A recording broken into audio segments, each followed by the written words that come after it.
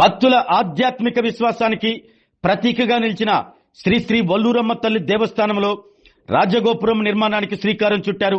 ప్రకాశం జిల్లా టంగుటూరు మండలం వల్లూరులోని ఆలయంలో నిర్వహించిన రాజగోపురం శంకుస్థాపన కార్యక్రమం అత్యంత వైభవంగా జరిగింది. ఈ కార్యక్రమంలో ఒంగోలు శాసనసభ్యులు దామచర్ల జనార్దన్ రావు పాల్గొని ప్రత్యేక పూజలు నిర్వహించారు.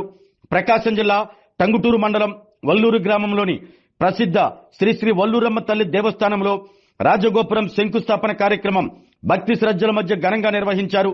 ఆలయ ఈవో రమేష్, ధర్మకర్తల మండలి చైర్మన్ బొజ్జా శ్రీనివాసులు, ముఖ్య అతిథులైన ఒంగోలు శాసనసభ్యులు దామచర్ల జనార్దన్ రావు, దామచర్ల పూర్ణచంద్రరావులకు ఘనంగా స్వాగతం పలికారు. వేద పండితుల మంత్రోచ్చారణల నడుమ శాస్త్రోక్తంగా నిర్వహించిన హోమాలు, యాగాలు కార్యక్రమానికి ప్రత్యేక ఆకర్షణగా నిలిచాయి.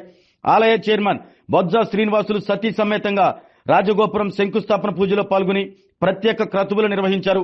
అనంతరం ఎమ్మెల్యే దామచర్లతో పాటు ఇతర అతిథులు అమ్మవారిని దర్శించుకుని ప్రత్యేక పూజలు చేశారు. ఈ సందర్భంగా మాట్లాడిన పలువురు నాయకులు భక్తుల సహకారంతో ఆలయ అభివృద్ధి కార్యక్రమాలు మరింత వేగవంతంగా కొనసాగుతున్నాయని తెలిపారు.